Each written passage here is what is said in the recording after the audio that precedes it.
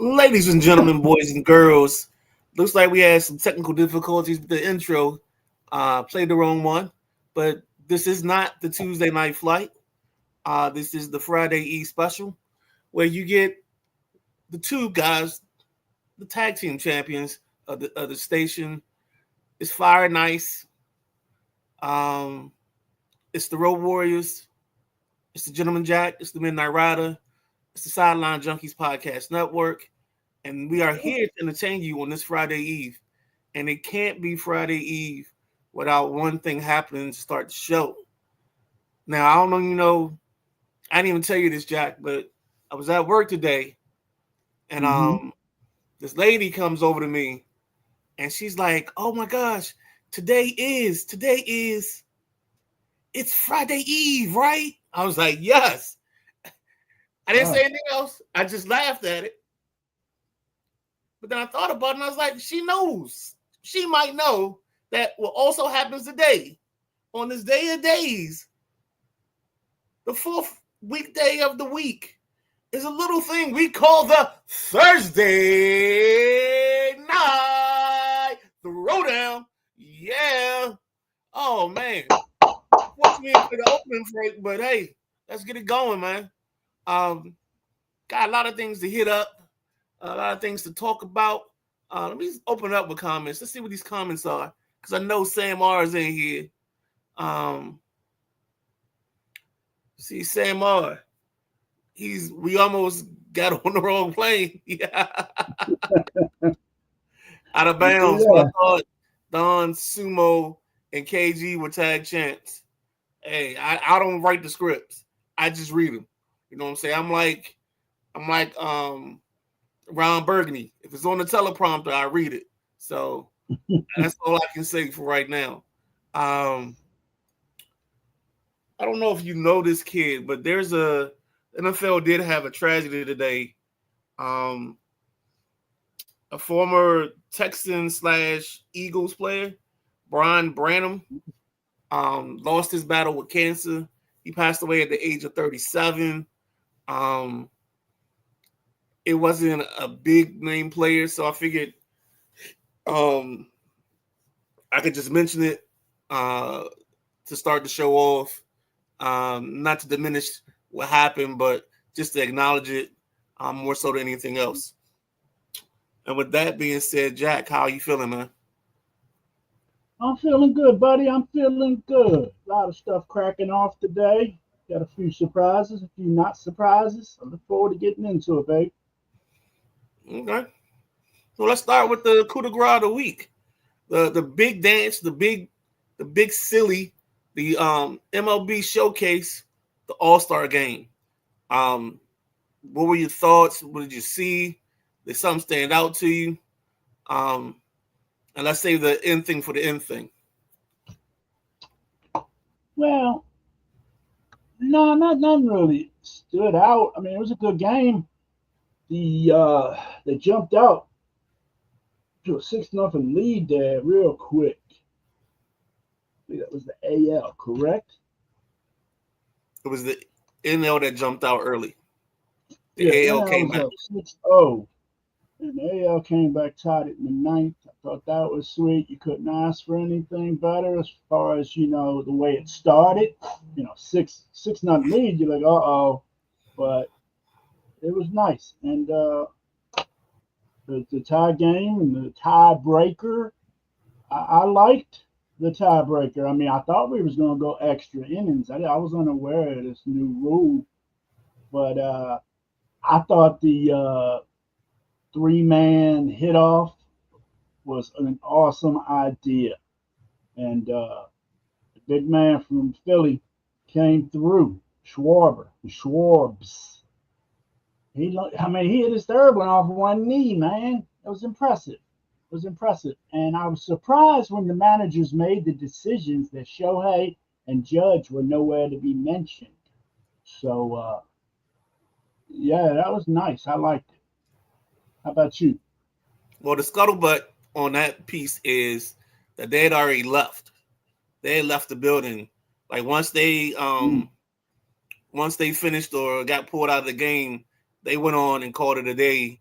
I guess either got in their cars or got in their planes or whatever and went to do whatever they had to do. So that's why you couldn't get judging them back in the into that part of the game. The thing I like was I Yeah. liked the case of the young pitchers.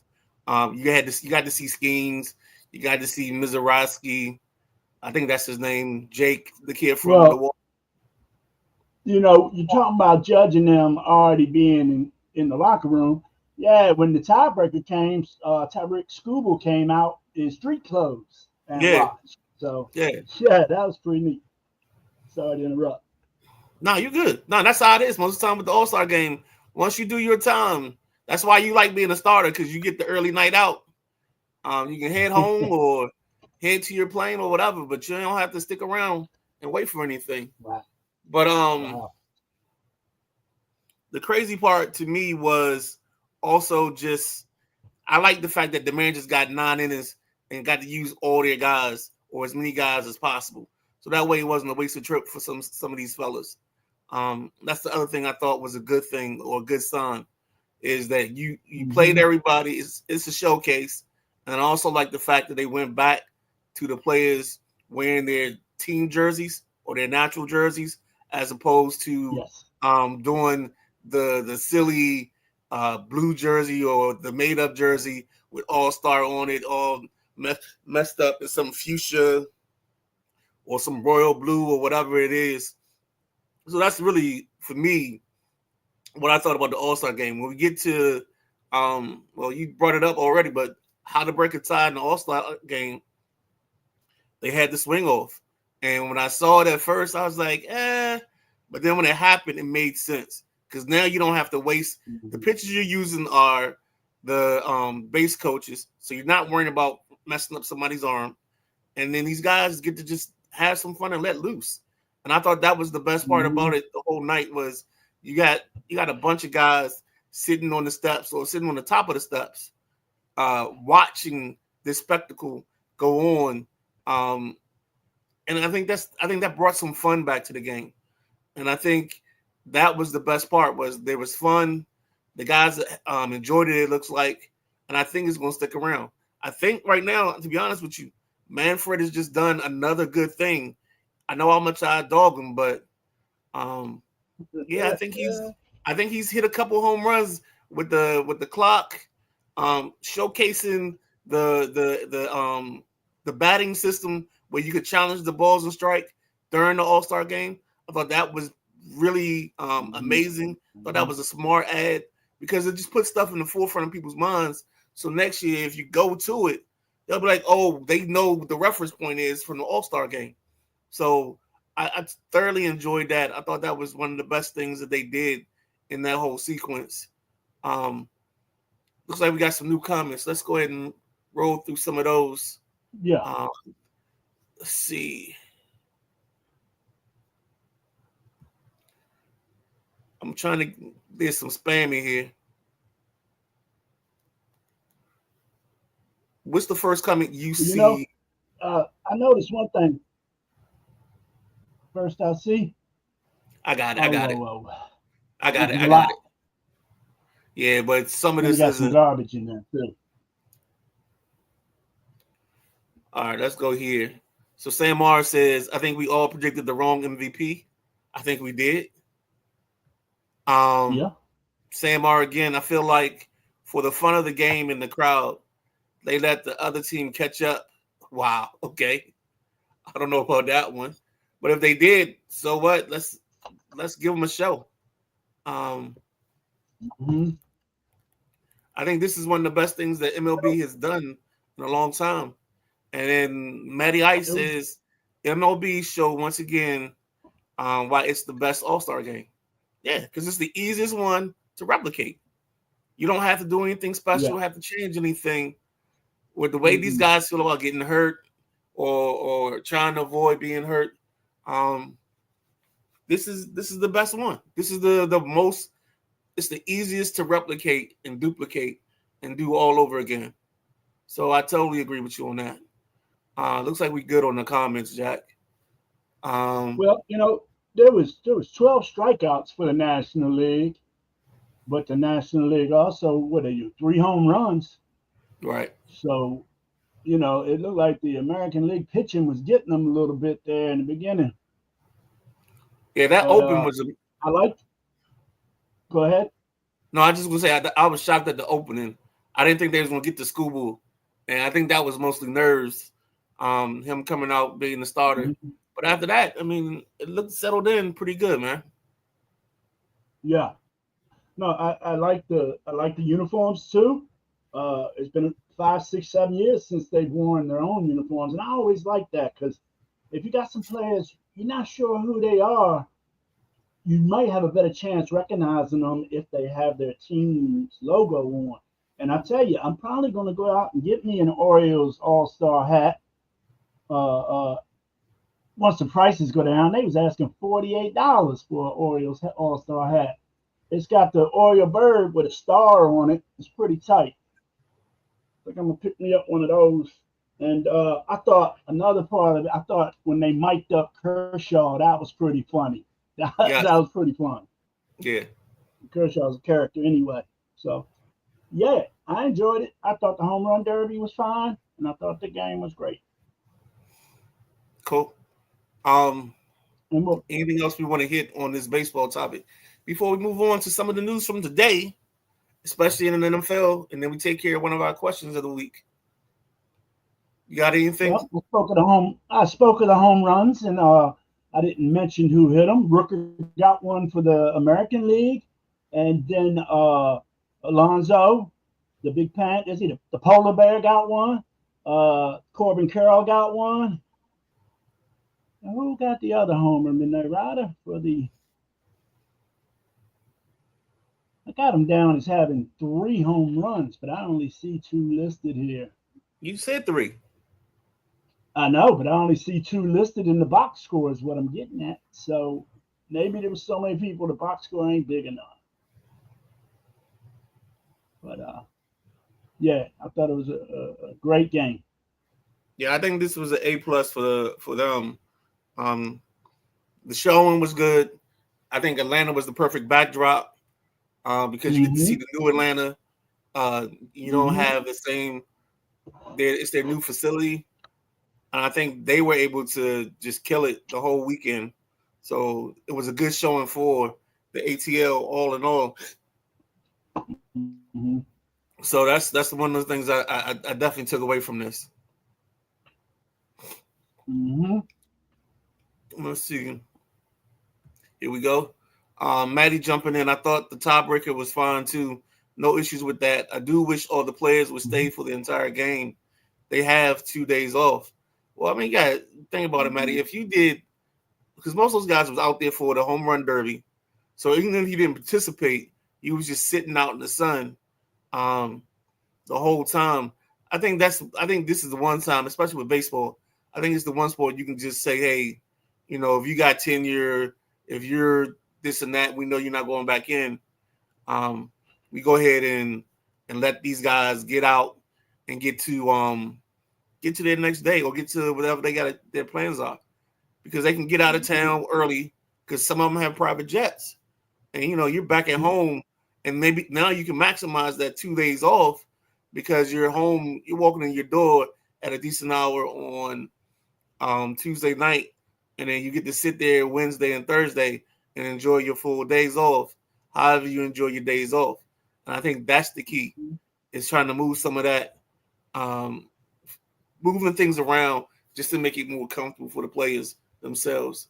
And the last one, before we take a quick break, is true. It's a minor beef. Yeah, but Matt, I mean, we all have thoughts on that type of stuff, man. So that's not an issue. It's just, I think we just got to work better on, I think we just got to figure out what it is, because we're older guys and we like what we like, if that makes sense. So, all right, Jack, give me 1 minute. We're going to take a quick break, 15 seconds, and then we're going to turn it back around and come back with some football.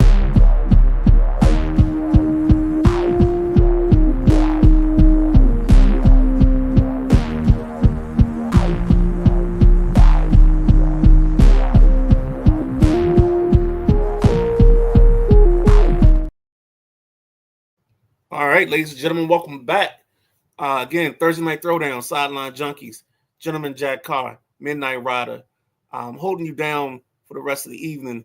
So today, or in this part of the show, we want to talk about just the some of the things that happened today in the NFL. We had a couple transactions.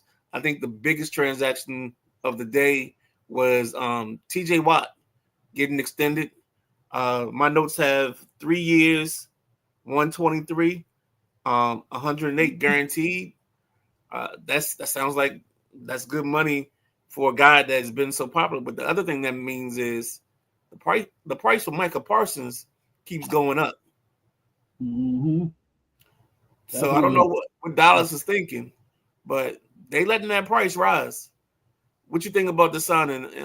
So I know you got some nuggets on TJ Mm-hmm. Watt. Dallas going to end up. They're going to end up having to pay Parsons 45 million. Man, they could have got him last year for low mid 30. Yep. So yeah, seeing these other guns getting signed is just making it bad news for other D linemen that are out there. It's making bad news for their programs. So that's going to come to about 41 million a year, just ahead of Jamar Chase getting 40.5 or 6 million a year. So it makes him the highest paid non-quarterback in the league. And I think JJ Watt deserves it. I mean, do they deserve these gaudy numbers? In my mind, no. But does he deserve to be the highest paid other than a quarterback? Yeah, probably would be. I would choose him. Watt's got 73 and a half sacks in the past 5 seasons, man. The leader the past 5 seasons, if you calculate all the sacks. 73.5. That's money, man. So congratulations, Mr. Watt. 1, 2, 3 million. That's where when I saw 123, I saw 1, 2, 3. So yeah, it might be his last big one. I think Oh yeah. Watt's 31 years old now, so he'll be 33, 34 when he tries to work up another contract. So I think this is his last big contract. Totally agree. I think there's one stat that stood out to me, and it talks about the Steelers and the Steelers record. So I have Mm-hmm. here that the Steelers are 79, 44, and 2 when TJ Watt plays. Okay. He's only missed 12 games, and in those 12 games, the team is 1-11 without TJ Ooh, Watt. So wow. that screams pay that man. If nothing else says pay that man, besides the 73 sacks that you were talking about. So um, there's no way you can say that he's not worth it and the money isn't worth it at all. So for sure on that one. A shout. Anything else? Uh-oh. Uh, I got a little bit more NFL news. Uh, Los Angeles Chargers, Mike Williams retired today after 8 seasons. Uh, Mike Williams has been a great wide receiver in the league, played for several teams, dynamic acrobatic catches. I think he had the best percentage on balls you had to go get, bringing them down. Uh, so it was nice watching Mike play. And, some guys want to get out while they can still walk right. Uh, I don't have a problem with him retiring after 8. And then there's some troubling news. Uh, Chiefs Rashee Rice got his sentence for that crash he got in last year. High speed, injuries, bodily harm, all kinds. People was messed up in this accident, and it was Rice's fault. He got sentenced today to 30 days. He's got to pay 115,000 in restitution, and he's going to be on 5 years probation. The funny thing is, though, he's 5 year probation, and they said he's got the time of his probation to do his 30 days in jail. Damn, I ain't never heard of that before. You get sentenced, you usually got a report date, and you go and do your days. I ain't never heard no summer camp stuff where you got 5 years to do 30 days in jail. Jesus. So yeah, they got him with two third-degree felonies. So I mean, it's not a strong felony, but it's a felony. So Rashid Rice got his 30 days, and then Minnesota Viking Jordan Addison, he had his DWI last year. Pleaded no contest. He got 12 months probation and a 390-day fine. Hmm. I don't know about that one either. That's kind of lenient. I'm not saying these dudes need to be made example of just because they're, up on a pedestal as athletes and stuff. But I thought they were a little stronger on BWI all across the country. 12 months, 390 fine seems very, very like a smack on the wrist. So at least we're not talking about no crazy law trouble right now for some of these NFL guys. But then again, you got guys still getting in trouble. Your boy over at Cleveland, he got locked up. Who was that? Judkins? Quinshawn Judkins, yes. I can't remember what he got arrested for. So he's got a situation where he had a domestic incident with his Mm-hmm. girlfriend. I guess they were leaving the airport in a rental car. I think the rental car was a Lamborghini, and I think the story says he hit her in the face and in the back of the head or something like that. So that's kind of where that sits right now, in that scenario. But He's still proven guilty. yeah. I mean, and he's one of those kids that we haven't really talked about it yet, but a lot of the guys in the second round of the draft were holding out, waiting, trying to get guaranteed money because the first two guys got guaranteed money in their round. But luckily, I think cooler heads have prevailed, and a lot of teams I know today and yesterday, a lot of the guys that were drafted in the second round were actually signing deals today and coming into camp. So it's amazing how deadlines make things happen. So I'll leave it at that. Matty Ice, real quick, says my son is a Steelers fan and he's very happy. And talking about second round draft picks, the Commanders had two signings today. They signed Trey Amos, their second round pick, and then they also brought in Von Miller. I'm guessing this is strictly a situational pass rush situation. You rushing the faster. What are you doing? Talk, baby, talk. Oh man, so yeah, Von Miller comes in, pass rush specialist. I like the signing. I like it on multiple levels because I think of what he brings to the table in terms of being a teacher. He likes to walk guys through and help guys with moves and making moves. He actually does everybody talks about the tight end camp, but they also have a pass rusher camp that they do where the pass rushers get together and they talk about different moves and they talk about different things. And he's most time one of the main guys showing guys or helping guys, either get their lean right when they're turning, when they're running the bend or using their hands and how to use their hands in the right ways. So I like that for them. What about you? Yeah. No, somebody was hitting me up earlier today comparing this to the Bruce Smith pickup many, many years ago. This is nowhere near that. Bruce Smith was on his last leg. Vaughn still got a couple in him. I seriously think. I mean, take care of his body. He's in shape. Uh, he's very smart, very intelligent man. I remember watching him at Texas A&M. Man, he was a terror. And Denver, Vaughn's got a ring. So I think he's a perfect guy for Washington's locker room because Washington is a fairly young team. So you get a head like Von Miller in there and him working with Tony Nuru, that's going to be money because I think them two can work really well together in that locker room and on the field. So he can help the defensive coaches coach these boys up and I think everything I've seen out of Von Miller has been positive. So it's a no-brainer. I'm not sure what we paying him. As I saw last night when the report broke, they said the terms are still being worked out. So I'd like to know what we paying him.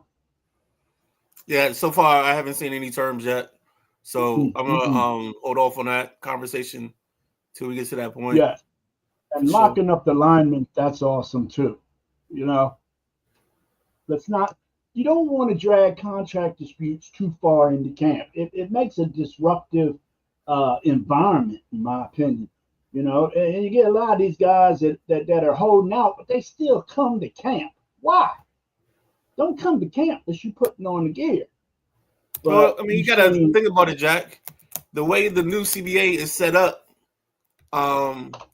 these guys have to show up because you get fined so much.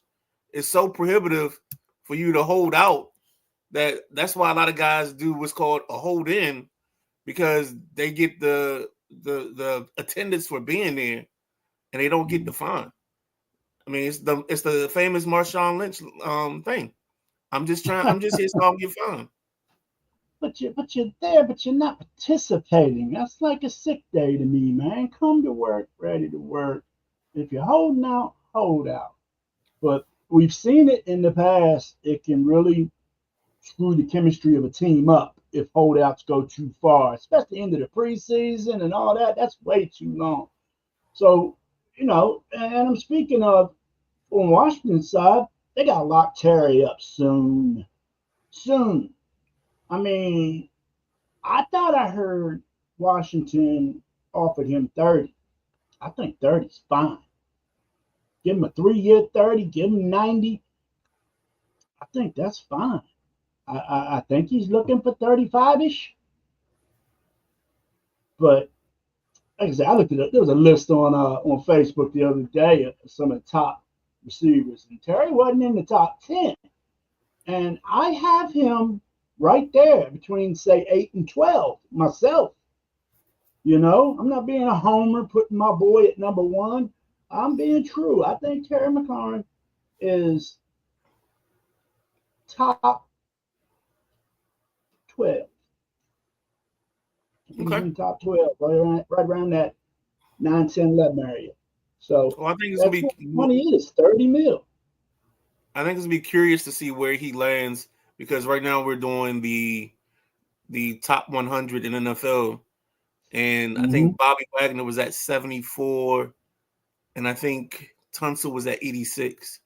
So I'd be real curious to see. I don't think Terry gonna make 100. I think he makes the top 100 off of the season he just had, and project him out, and him having the quarterback. I think the next show is the show he'll show up on. He'll show up in the mid-60s. I think he'll show up in the mid-60s, because last year I think he was in the 80s, if memory serves me correctly. So I can see him being in the 60s, from 60 to 69. If they haven't shown that already, I think that's when he'll appear. All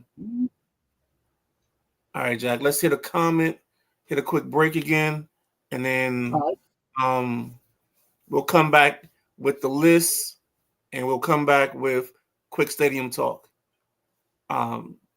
Real quick, Matt's comment, and I like this comment. I like the Vaughn deal, low risk, high reward, if he has anything left in the tank. And that's true. If he can get you a couple sacks here and there, it'd be amazing, and he'd set it off perfectly. And with that being said, if you get a little bit of production out of him, his mentorship's going to speak for itself. Right. You know, I could take Vaughn with 4 sacks, 5 sacks. I could take that because he's not going to be an every down lineman. You know, I liked it back when Kerrigan was on his last few years here, and we were doing D-line by platoon. He would bring a full set of 3 in every so many downs. That keeps your line fresh. So, all right, folks, here we go. Quick break.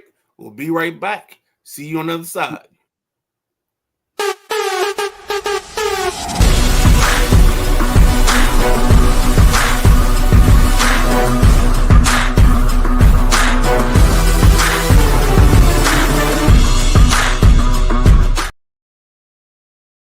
All right, ladies and gentlemen, back again.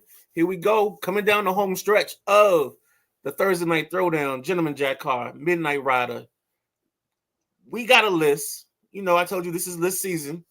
So this list is us ranking the NFL divisions. We're gonna go 1 to 8. Jack, do you want to go 1 to 8 or 8 to 1? Let's go 8-1. All right. So we're gonna start with number I like 8 that. division. We'll just go back and forth like we always do. And I'll All do the right. sounds in between. So the divisions by the Sideline Junkies, ranked by Midnight Rider, Gentleman Jack Carr, at number 8. Number 8. And number 8, I got to go down to the dirty South, man. I got to go down to the NFC South. You got the Falcons, you got New Orleans, Tampa Bay about it, and Carolina. So unless Atlanta and Penix can, give you some above 500 ball, I think this is Tampa Bay's division to run away with. Again, So, because I think they've yeah, won the division the last 5 years. I just don't see nothing out of New Orleans and nothing out of Carolina, man. So you got a rookie quarterback, well, not rookie, but his first full season for Michael Penix, Right. the quarterback out of Washington College, that is. Uh, I think the NFC South is the weakest division, and the one I got at number 7 is right close. So it could really be a tie for 7th if you want to chop up apples and oranges. So who you got at 8? So I thought we were on the same trail. I went south, but I went AFC South because I think Mm-hmm. the Colts have problems with their offense. I mean, more than likely they're going to be starting Daniel Jones. I think the Jags can make a step. I think this is the Jags in Houston, and then everybody else is just sitting around, just watching. They observing. So that's really how I see the AFC South. I think this is the division that the NFC North got stuck with last year. And you saw how all those teams in the NFC North were 12, 13 game winners. And I think that's part of the reason. They had that nice little Mm-hmm. cupcake in the middle called the AFC South. Mm-hmm. Mm-hmm. All right. Number 7, which I think I know who you got. Yeah, I just flip flopped with you, man. I got the AFC South at number 7. Like I say, I think both of these NFC South, AFC South can both be in Sucksville. So you got Tennessee. They coming out swinging with a rookie number 1 quarterback. Right. You never know. You never know. And have they put enough around this rookie quarterback? Indy, I don't know what that what's the quarterback that's having Richardson? I don't know what Richardson's problem is because he was lighting it up 2-3 years ago and now he's just crap. So Daniel Jones, I still have faith in Daniel Jones. And everybody knows I like Duke, and I've seen Daniel Jones at Duke with Cutcliffe, and he's got it, man. He's got it. I just think New York didn't have it. They sent him to the Wolves every night, it seemed. Jacksonville, this is what they call that dude on the long haired guy, Goldilocks? No, they didn't call him Sunshine. Goldilocks. Sunshine. Yeah, the long hair. This is his turn. This is Trevor Lawrence's time. Been in the league like 5 years now. Had a good year, but hasn't had many others. So it's time for him to either put up or shut up. And I'm a Trevor Lawrence fan too. So this here is just, and CJ Stroud, he's got to step up. I think it's going to be between Houston and Jacksonville in this division. It's just who gets beat up by the other divisions more is not going to make it. And I also think Jacksonville has a really sneaky chance of having one of the more dynamic wide receiver cores. You get the speed of Diami Brown. You already had the kid Brian Thomas Jr. or Brian Thomas II, whatever he goes by. And then you add in Travis Hunter. I don't know how much he plays wide receiver for him this year, but that's the big thing for me, and that's the reason I have hope. But with that Mm-hmm. being said, my 7 is the AFC East. Um, I just feel like the East. AFC East on the back end, you got Buffalo, and then it's just everybody else. And it's been like that the last couple years. I think Miami's just too finesse to be a threat. I think they do everything soft. So I mean they have speed. They have speed to waste. But the problem is I don't think when it comes down to that moment where you gotta bear down and get the tough yards, I don't think they can do it. So that's why I have this division here. It's because it's Buffalo and then it's everybody else. Um, they almost like the Temptations. Buffalo's David Ruffin. Um, and everybody else is everybody else. So that's how I see that. Okay. Number Okay. number six. And number 6, I got the AFC East.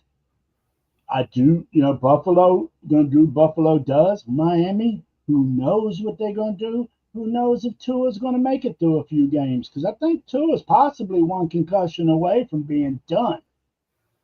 He's had several. Um, I think watch out for New England this year. I think Bo Nix and his newly acquired wide receivers and pass catchers are going to help him tremendously. And the Jets, who knows what the hell they're doing over there? Maybe a Right. coaching change may help. So I got AFC East at my number 6. Well, you had the NFC South at 8. I got it at 6. Um, I think Penix being the start of the full season, I think you can get a big year out of Drake London. You can get a big year out of Kyle Pitts, and I think they put up a fight. But I still think Tampa Bay, at the end of the day, walks away with the division. So, and then the other two teams, Carolina, maybe they get some life with Bryce Young having a great second half of the season, or a good second half to the season. And then Mm-hmm. New Orleans, heaven help them. Bless their heart. They, Please. so that's all I got for them. Oh, Um, when you come up like you're at a family joint, and you come up to an older lady, and she's like, "Oh, bless his heart." In other words, she's saying, "Oh, he messed up." yes.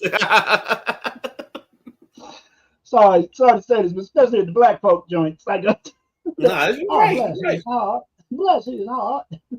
All right, man. Now here we So go. So we've had the 6 through 8 in a different area, but we kind of got the same thing. we did, I'm yes. curious now. What's your number 5? Number 5. Number 5 is going to be the NFC West. They I just don't got enough of them to get up into the top 3 or 4. Um, the Rams should be fine. Arizona, I don't know. Kyler Murray, it's been so inconsistent. Can Mm-hmm. Brock Purdy make a comeback with San Fran? No Debo. Uh, and what's going to happen in Seattle? That's my big question, man. Is Seattle going to be a surprise? I really don't know what's going to happen in Seattle. So, NFC West is my number 5, buddy. Hey, great minds think alike. I got the NFC West at 5, and pretty much for the same reasons. I just think that outside of the Rams, I think everybody else is a question mark. I think Seattle's defense will be solid, and it'll hold them down and get them going. But outside of that, Arizona, they could be a threat. They might not be a threat. They're like, was it? You know how wise a vowel sometimes? I think that's them. They can be good sometimes, but we just don't know if they're gonna be good all the time. So Mm-hmm. yeah, I got the NFC West. Let's Okay. turn to this top 4 Halfway real quick. through, Huh? halfway through, let's get some comments because some people All are right. kind of commenting in on our answers. Let's see. Vaughn. All right, so here we go. Matty Ice. Agree on 8. That division is bad. Mhm. Stacy Sargent. Surgeon. Yeah, yeah. Hey, Stace, what's going on, girl? Eagles going to kick butt again this year. I wonder who her team is. Um, I don't understand it. Listen to this. Peep this, Midnight Rider. She has been raised in a split family from football teams anyway. Her mama likes the Dallas Cowboys, and her daddy likes the Washington Redskins. How the hell is she a Philadelphia Eagle? She just keeping it in the conference? You yep. go, girl. So Matty Ice goes, same. I have the AFC South 7. I think there's a big Mm-hmm. gap from 6 to 7 and 8 too. Um, he has the AFC South. I'm sorry, AFC East at 6. Mm-hmm. NFC West is his 5. Damn, Jack and I have the same 5 Same to win. thing. Here we go. Let's get to the final 4. All Let's right. try to work through this a little bit quicker. Number 4. Number 4. Mm-hmm. Who's your 4? Shit. This is where it got tight, Midnight Rider. This top four is boom, boom, boom, boom, boom. You know what I'm saying? Mm-hmm. I got a strong division at number 4, and that's the AFC North. Um, Cincinnati. Is Joey B gonna straighten some things out over there? He's got a lot of money that's gonna be going up to catch them passes with Higgins and Chase. So Cincinnati, Baltimore's built to win again. Cleveland, who the hell knows what they're doing in Cleveland? And will Pittsburgh be a surprise? I put Pittsburgh and New Orleans in the same boat. Will they kind of open eyes and surprise people this year? So I got the AFC North at 4, Midnight Rider. Oh, all right. Well, we're in the same part of the country. I just got the NFC North. And the reason I got the NFC North, I just kind of said it earlier. I thought the NFC North benefited from a good schedule last year, which is why they were able to stick around. That's why they had the 11 wins, or no, the 13 wins from 12. Minnesota, 12 from 13 from Detroit, 12 from Minnesota, and 10 from Green Bay. I kind of thought that Mm-hmm. was also a byproduct of them playing just bad divisions. Thank you, Chicago. Right, right. Um, let's see. Matty jumps in. Matty think we're in the old school, so he's got 4. He's got the AFC North 4, and we'll hold it there. All right, who you got at number 3? Number 3, I got the NFC East. I think Philly's still gonna do what they do. Philly's gonna be tough to beat. Washington, if they can pick up where they left off, it's gonna be another fun season. So they got some more weapons. They got some more linemen. I definitely feel Washington did their part in improving the squad versus just staying where you are or receding a little bit. So Dallas, are they going to be a surprise? Can Dak stay healthy? Is Dak their quarterback? That's a big question. And with the Giants, I don't know what they're going to do. They still got a lot of work to do in New York, so I'm just going to leave that at that. NFC East, my number 3 conference. I'm right there with you. And for some of the same reasons, I think Dallas could be dangerous. I think the Giants, from a defensive standpoint, with the pass rushers they've accumulated, I don't know what it's gonna be, what they're gonna end up doing. But Right. I think the Commanders and the Eagles are the top 2, but I think it's gonna be real interesting 3 and 4. So that's why I got this at number 3. Don't ever sleep on them Cowboys, man. You never know what you're gonna get, especially in the Washington Dallas game. And Maddie has the NFC North as 3. All right, number 2. Number 2. Number 2, I got the AFC West. Okay. Kansas City Chiefs gonna do Kansas City things. I feel Kansas City is upset. They wanted that. They wanted that. What was it? Three-peat they was going for? Yes. Yes, they wanted that. And like I say, I think Denver has some things straightened out over there too. With what's that boy's name? Bo Nix. Vegas. I don't know. They're making moves. They're shucking and jiving over there in Vegas. But are they putting the right people in the right places? Ashton Genty over there. I look forward to seeing him play. Just shame he's on the Raiders. And then the Chargers. That was real close to being my number one. But I'll tell you, my number ones could be a tie, just like my number eights could be a tie. So AFC West number two for me, sir. Well, I got the AFC North at number two. You kind of expressed some of the thoughts earlier. I think you had three of the better team situations with Pittsburgh, Baltimore, and Cincinnati. I wonder what the defense is for Cincinnati. I wonder what the offense is for Pittsburgh. But I Yeah. think all three teams will be over 500. So Cleveland, who knows? I look for Shador Sanders to start by week 4, and we go from there. So that's what we have at number 2. And let's wrap this up, number 1, and then we're going to hit a quick break and hit down the final leg of the show. So number 1. My number one's the winning this division last year, and that's the NFC North. I take what you said about the division. Don't agree with how low you had the division. Um, I think you're going to continue to see good football from Detroit, Green Bay, and Minnesota. Chicago should improve. They really should. Got some line, got some wide receivers for Caleb Williams to throw to. You can't have Caleb Williams running for his life back there. So I expect some improvement out of Chicago, and that's why I made this my number one division. I got the AFC West, and you kind of said some of it, but I think from 1 to 4, this division has the better group of quarterbacks. I think there's no question marks at any of the 4 spots. You got Geno, you have you got Patrick, you got Herbert. Who am I missing? Who's the 4th? Patty Mahomes. Yeah. Oh no, Bo Nix. So you got the 4.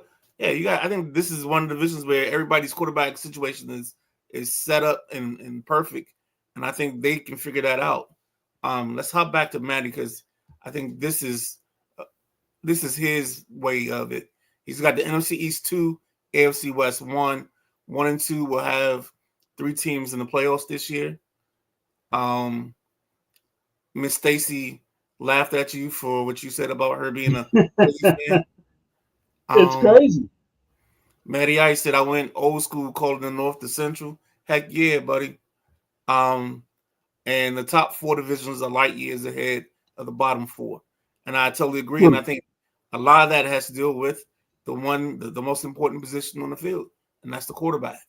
And because the quarterback is unique in that way, that's where you end up having the difference and everything. With that being said, we're going to have a quick break. We'll come back. We're going to close the show out. We're going to do a quick bump on the DC Stadium. We're going to talk a little bit about Dame going to Portland, and then we close out with the leaderboard for the Open, and then that'll be it for me and the Gentleman Jack. So hold tight for a real quick 15-second break, and we'll be right back on the other side.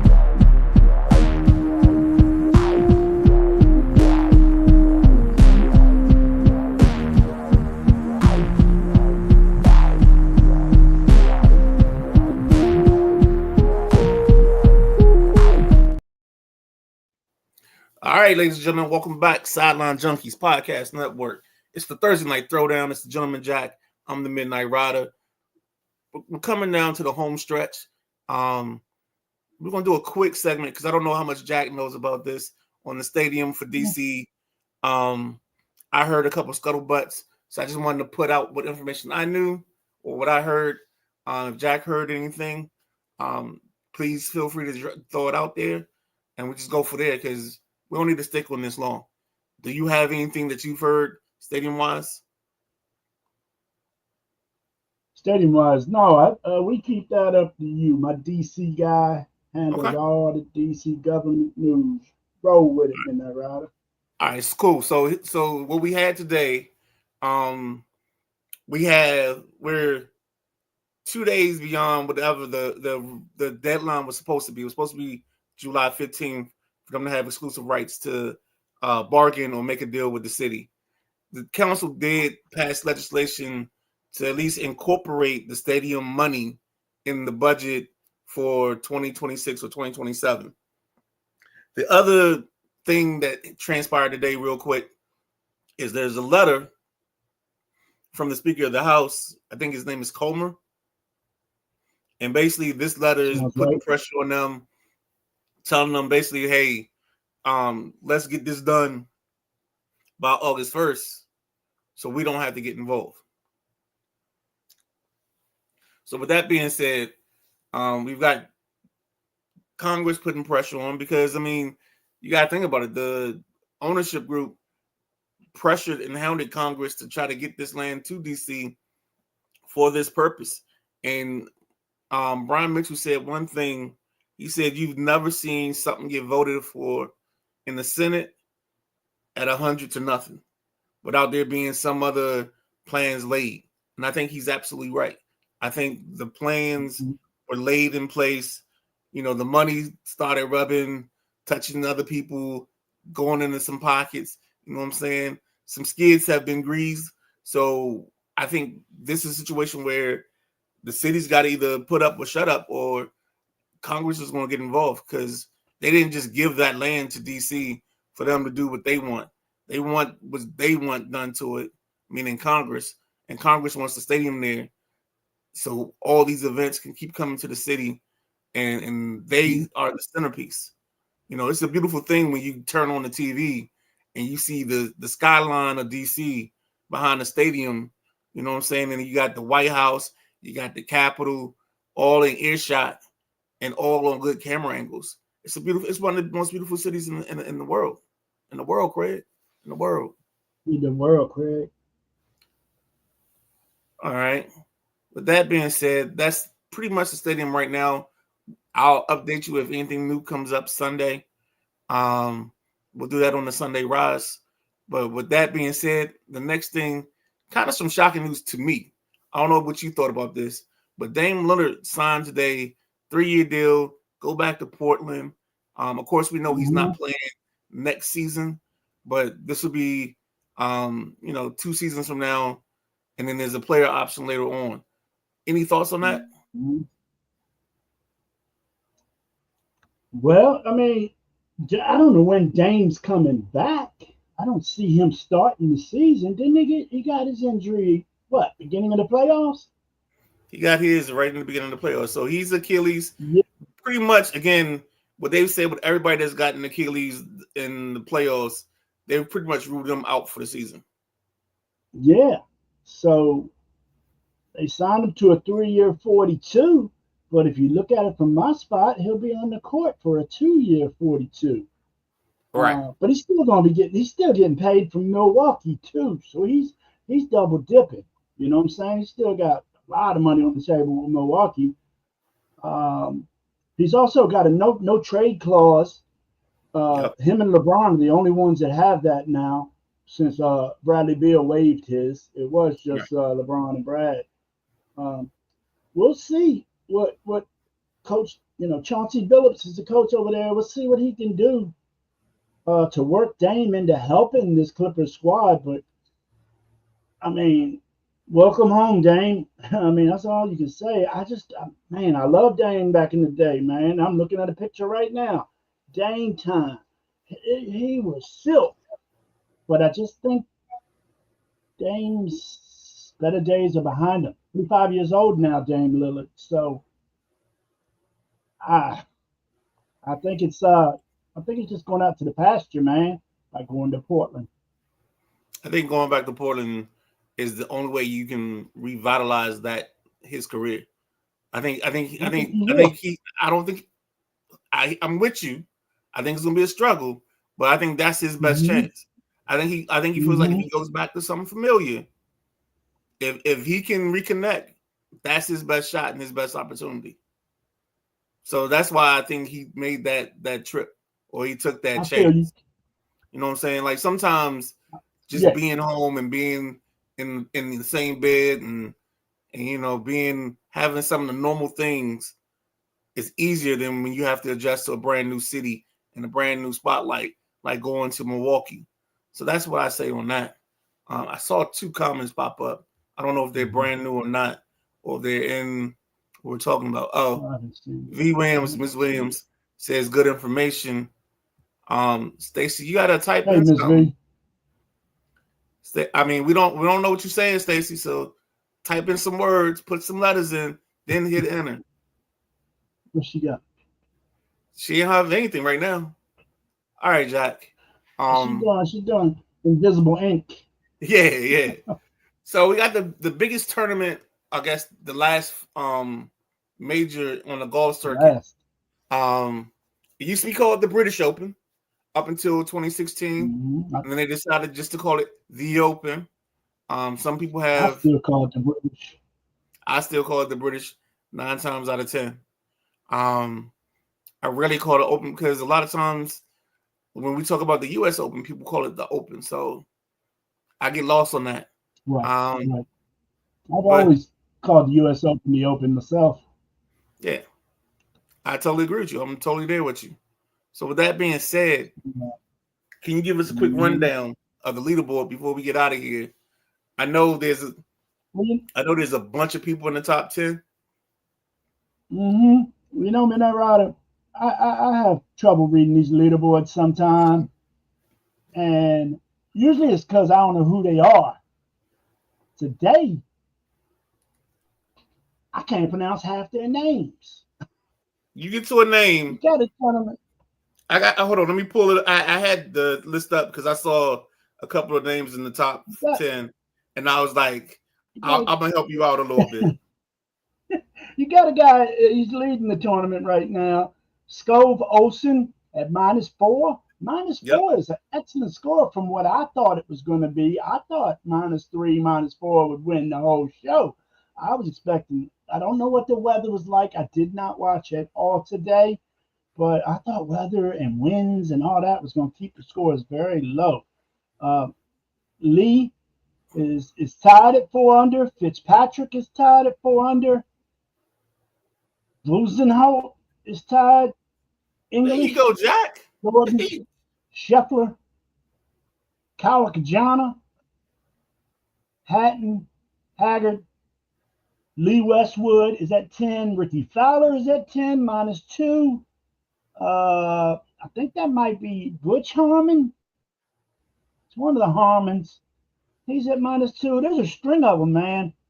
You got 20-some players in the top 10 because of the ties. So, -4, -2.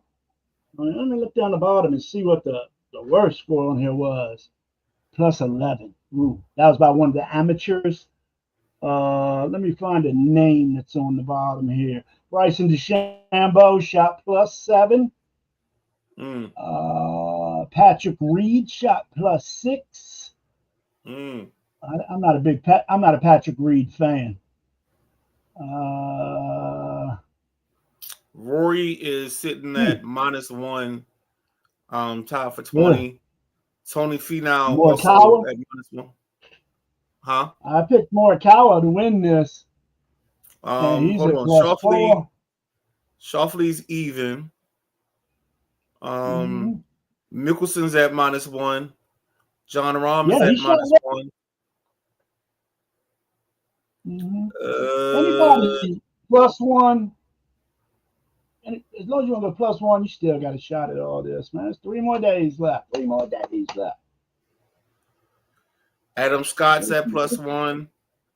Keegan Bradley's at +1. Justin Day's at +2. Patrick Cantlay's at +2. Justin Day plays this course well. Jordan Spieth is +2. Your boy Victor Hovland's +2. I forgot his first name, but Alberg is +2. I think that's the guy that was around a little bit for the U.S. Matsuyama is at +3. Yeah. Patty Harrington's at +4. Koepka's at 4. Cowboys at 4. I like some names that I see up in the good numbers. Lee Westwood, Ricky Fowler's up there today at Nah, -2. that don't mean nothing. That's the I know tease. Ricky's up and down. I know. The second That- Saturday morning hit, Ricky Fowler being out of the tournament, out of contention. he ready to go get Froyo. Yeah, exactly. But wide open, wide open. It's just Thursday. Now tomorrow, I mean, I'm looking cut wise. Cut wise is probably going to be +2. Uh, I think Plus it'll two. change a little bit tomorrow, but that sounds like a good number. I like that. Stacy said I sent stars. It's showing on her end. Laughing out loud. Thanks, Stace. Thank You you. for the stars. We appreciate that. Yes. Anybody want to send stars? We appreciate them jokers. Yes, indeed. Jack, Thursday night throwdown. Kind of hit the folks with a little different format, with a couple breaks and doing things a little bit different.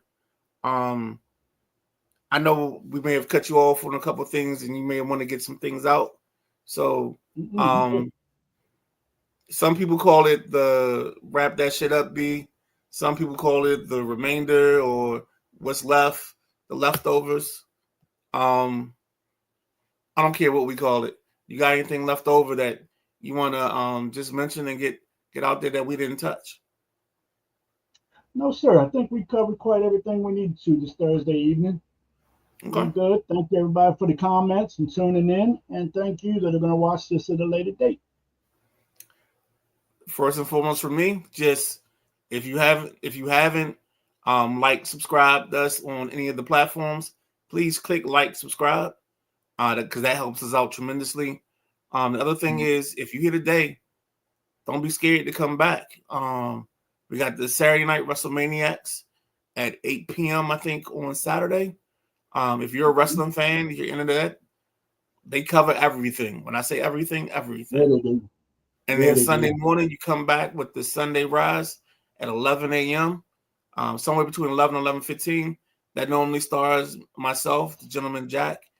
Occasionally, we can get the boss on there, depending on his schedule. And then we also get the big guy, KG. With all that being said, thank you for commenting. Thank you for spending your time, because you could have spent your time somewhere else. We are the Sideline Junkies Podcast Network. This is the Thursday Night Throwdown. We'd like to thank you for your patronage, and we'd like to see you again sometime soon. So in our next show, please pop in the comments, say hey, make some noise, let us know. With that being said, we out.